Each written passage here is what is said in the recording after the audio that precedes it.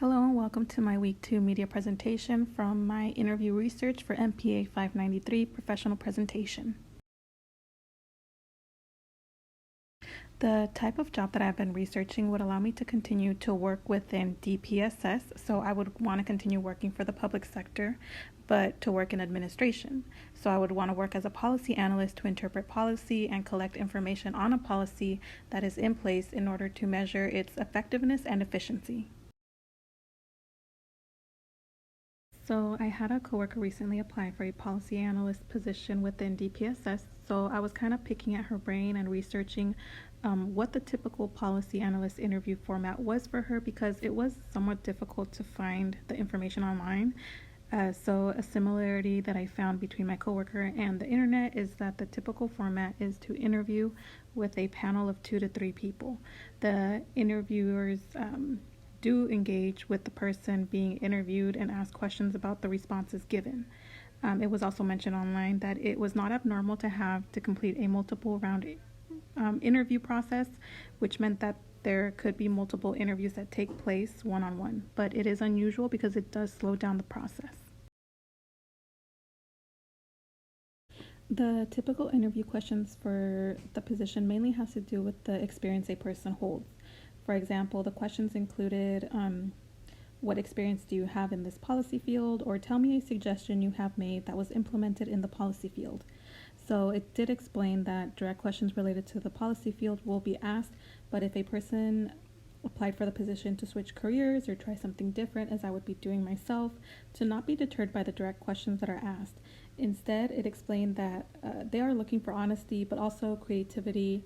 So by that, they mean they want to see how the person matches the experiences that are required for the position with that of what the person already has.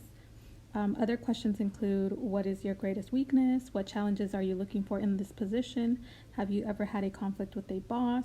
If so, how was it resolved? What do you know about the position you are applying for? Why do you want to work with us? Why should we hire you? And finally, do you have any questions for us? So, as I previously stated, interviewers are looking for honesty but also creativity to relate answers to the situation. Preferable answers have to show that the person's answers relate to their company and what they stand for. The interviewers also want to make sure that the person is a good fit for the company's culture, but also that they are knowledgeable about what they are applying for. Online, it explained that it is apparent who has done their research and who has not, because a person who has will have information from the About Us section or include their mission statement in the responses. So that's why it's important to do your research prior to going into an interview. That way you can relate your goals to theirs. In comparing the sample questions and the questions that I found online that were commonly asked questions, I found that there were a lot of similarities. There were a lot of questions that had to do with previous employment, coworkers, and bosses.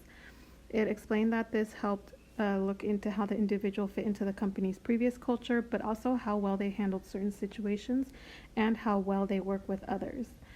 There were also behavioral questions that were commonly asked in a policy analyst review because it explained that the answers were good indicators of how well the interviewee did their job and handled stressful situations. And in doing my research, I also found that the interviewers for policy analysis preferred that the interviewee answer their questions by utilizing the STAR method instead of hypothetical responses.